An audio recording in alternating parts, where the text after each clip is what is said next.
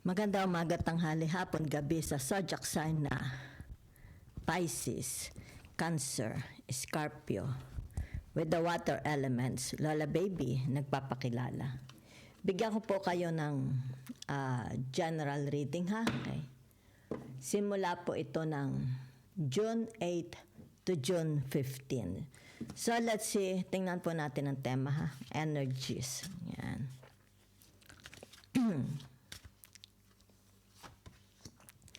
So, naririto ang tinatawag na the Libra, justice, di ba?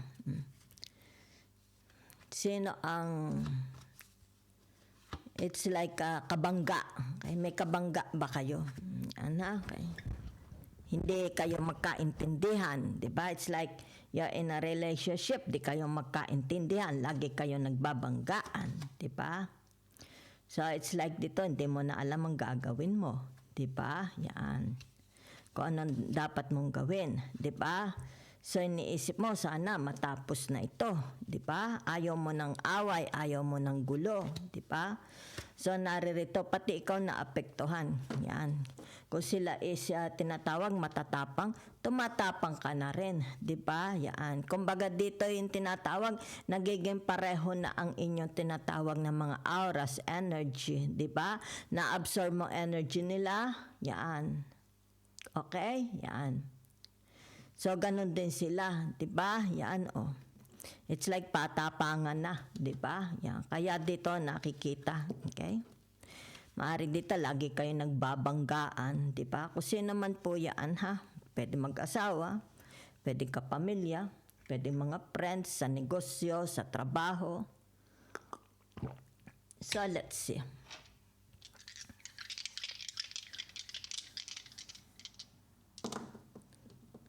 Okay. So, naririto yung tinatawag number 4, di ba? Maari ito sa pamilya, di ba? Maaring sa asawa, mga anak, kapatid, di ba? Baka mga in-laws, magulang, relatives, di ba? O pwede naman kung kayo is mayroong social media, di ba? Baka mga online business sa bahay, di ba? Yan.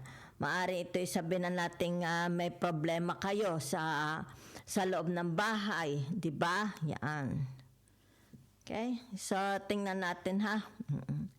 Dahil naririto, sandali lang ako mahina sa symbol. Narinig ang Sagittarius, di ba? Yan. So, naririnig naman ang tinatawag na Pluto. Yan ha? Okay. So, ibig sabihin nito, yung tinatawag na, it's like, walang katahimikan. Okay? Walang katahimikan ang bahay. Yan ha? Kumbaga dito, hanggang kailan pa ba ito? Kasi narito ang tinatawag na the Fool. Okay? Hanggang kailan ito? Di ba? Yan. It's like tinatawag, iringan, di ba? Cancer, Pisces, Scorpio, iringan, yan, di ba? Kumbaga dito maaring you want to escape na, di ba? Kasi nakakangalay na, okay? Nakakapuno, nakaka-dehydrate, di ba? Maaring nababurn out na rin kayo. Yan ha? So, ibig sabihin nito, yung tinatawag, ito naman is pwede ninyong iwan, pero ba't hindi nyo maiwan, di ba? Because narito ang tinatawag na the Libra Venus, di ba? It's like may kontrata, di ba? Kung ito'y trabaho, may commitment, kung ito'y asawa, pamilya, magulang, di ba? Hindi maiwan okay? Kaya nakatali. Kaya pati ito, ibig sabihin, sila itong mga toxic, pati ikaw natotoxic. Okay? So, let's see. La, la, la, la, la. La, la, la. So, ibig sabihin nito, kailangan magtapos na ito, kung ano man ito, away ba ito, di ba? Yan. Iringan, di ba? Yan, kailangan tinatawag, pag-usapan na ito, tapusin na ito. Yan, ha? Kasi masyadong mabigat na, okay? Yan. So, ibig sabihin nito, yung tinatawag, naghihintay. It's like giving a chance, di ba? Yan. Maring dito yung tinatawag, nakikiramdam kayo, malay nyo, baka magbago, di ba? Wala nakaupo ka nakaupo kayo, di ba? It's like tinatawag, lumilipas, wala kayong magawa, di ba? Hoping na it will change, okay? Yan. So, nakikita dito, ito yung tinatawag, maybe meron kayong pinagkakaabalahan, di ba? Para yung tinatawag outlet, may mga outlet kayo, di ba? Okay. So, maaring sabihin na natin para ito is tinatawag, malibang ka. Okay, yan. Ma-divert ang iyong tinatawag attention, di ba? Okay. So, meron ditong tinatawag na, the devil. Double confirmation ng the devil. Diba? Yan. So, narito kita mo nakaharap ang the devil dito. Yan ha. Pero dito, nakatalikod ang tao sa the devil. Diba? Nakaharap itong mga ito, nakatalikod ito. Diba? So, ibig sabihin nito yung tinatawag na kabigatan. It's like lahat naman kayo nakakaranas ng kabigatan, di ba? Yan.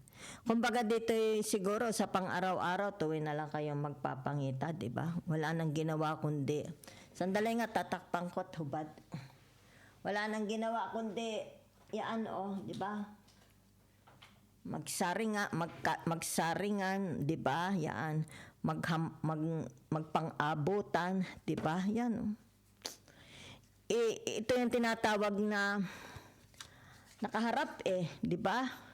It's like tinatawag na gusto mo man itong matanggal pero nariyan sila, di ba? Okay? Kasi may commitment kayo, di ba? It's like meron kang pinirmahang kontrata, meron kang responsibilidad, di ba? Na ginawa. Kumbaga dito yung tinatawag na hindi mo na maiwasan, nadyan na sila Okay, kaya pati ikaw nadidemonyo na rin ang isip, di ba? So, naririto ang tinatawag the Two of Cups. Yan ha, okay. So, ibig sabihin ng the Two of Cups na ito, yung tinatawag na pagkakasundo-sundo, di ba? Magkasundo-sundo na.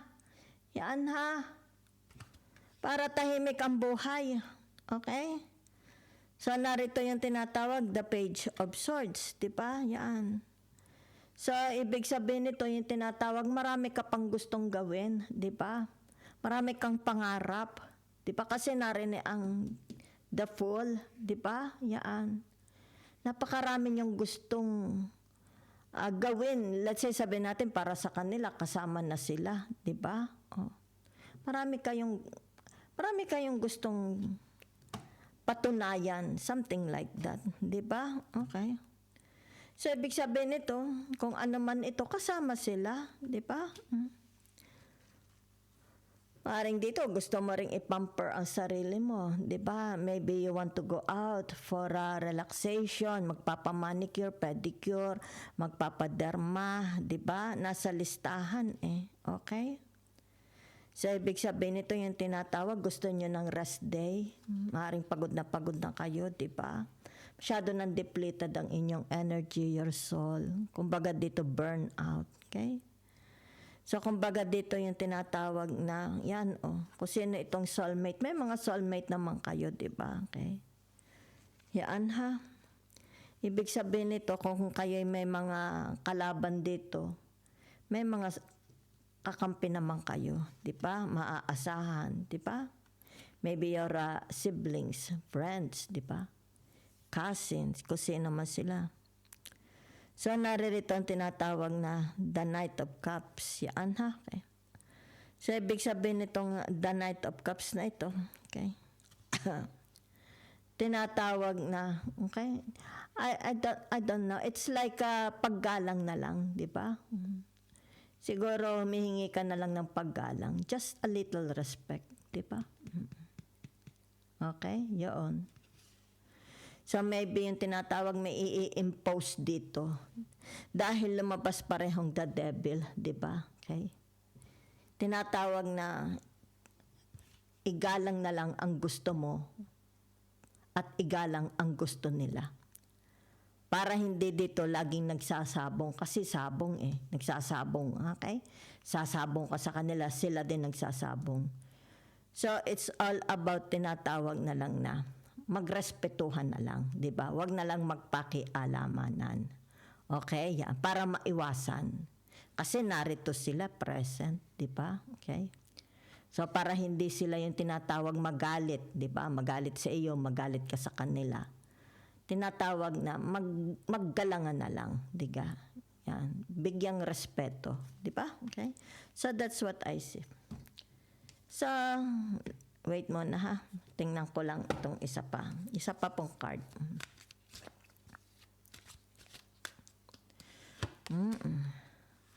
Narito, yan, may mga kausap kayo, di ba? Yan. So, ibig sabihin nito, tinatawag na, hindi lang kayo iisa, may mga kasama kayo, di ba? Yan. Kumbaga dito ay may pagkanosi, di ba? Sa anong iyong inuusyoso diyan, sino kausap mo? Di ba yan? Oh. It's like pag may mga kausap kayo, meron ditong tinatawag ay yan, usosero, di ba? Yan. Napaka-usosero ng taong ito. Okay? So nakikita dito, palagi kayo nasa social media, di ba? So maaaring 'to yung tinatawag na yan, maaring kung ano ang trend, di ba? Kasi narito ang the fool. Okay? Maybe sabihin na natin meron kayong desire na mag-open ng platform sa social media, di ba? It's like siguro is you want to share, di ba? Or you want to sell something. Kasi dito nakikita, nanonood kayo, ano ang trend ngayon sa social media, di ba? Ano ang pwede kong, it's nakikita dito, palagi kayo nasa social media. So, kaya dito meron kang ballpen at lapis, di ba? Maaring dito nakakakuha ka ng inspiration, gusto mong gayahin, di ba? Yan. Kumbaga dito yung tinatawag, not exactly gaya kasi baka ma-copyright kayo, di ba? Yan. Kumbaga dito kumukuha ka lang ng ideas. Okay? Yan. Yan ang nakikita ko, ha? Okay. So siguro dito nakikipagbalitaan kayo, di ba? Maaring sabihin na nating may mga kamag-anak kayo sa abroad, asawa, anak, di ba kung sino ito? Nagbabalitaan kayo, di ba? It's like tinatawag, sinasabi mo rin dito, may kasama kayo. Meron din dito gusto makibalita, di ba? Yan. So there is a tinatawag ko sino man ito, magkakaroon ng tinatawag na meeting up, okay? Maaring magkakaroon kayo ng bisita, di ba? Na ito is related sa inyo, okay? Yan. So whatever is this, ibig sabihin nito yung tinatawag kung ano itong mga pinaplano ninyo, di ba? So ibig sabihin nito yung tinatawag na pag-aralan yung maigi, okay? Kung meron kayong mga gustong buksan, di ba? Yan pag-aralan, ibig sabihin nito, pag-aralang maigi. Yan ha? Okay. At dito, yung tinatawag na, kung ito is sisimulan mo, di ba? It's like sisimulan mo ito, project, business, trabaho. Narito ang tinatawag support, 'di ba? Support kung sino itong susuporta sa iyo, 'di ba? Yan, hindi ka nag-iisa, okay? Pwede mong tanungan, 'di ba? So dito ibig sabihin lang nito kung may mga kalabang kayo, it's all about tinatawag na imposing, 'di ba? Magi-impose either yung imposing manggagaling sa iyo or sa kanila. It's more about tinatawag respetuhan na lang, okay? So meron dito, 'di ba? Okay. Yan ha. Narito ang tinatawag na the Five of Pentacles. Ibig sabihin nito, magkakaayos-ayos pa ba? Yan. Kasi narinig double confirmation ng the devil. Okay? Is there a chance na magkaayos-ayos, mabago ito, di ba? Ma-resolve ito, di ba? What's between you and them? Okay? Yan. So, ibig sabihin nito, yung tinatawag na it's more about dito, kaya nakikita dito yung tinatawag na ito ang gusto ng isa, ito ang gusto ng isa, yan, di ba? it's like, sabihin na nating sa trabaho mo, maaari namang ibig sabihin nito, tinutulungan ka lang nila mag-improve, di ba? Kasi narito ang the temperance, di ba? Yan. Temperance ba ito or no, this is the temperance, di ba? Yan. Para magkaroon ng success, kung ano man itong ginagawa mo, di ba? So, ibig sabihin nito kung sino itong mga namamakialam na tao kasi concern naman sila sa inyo, di ba?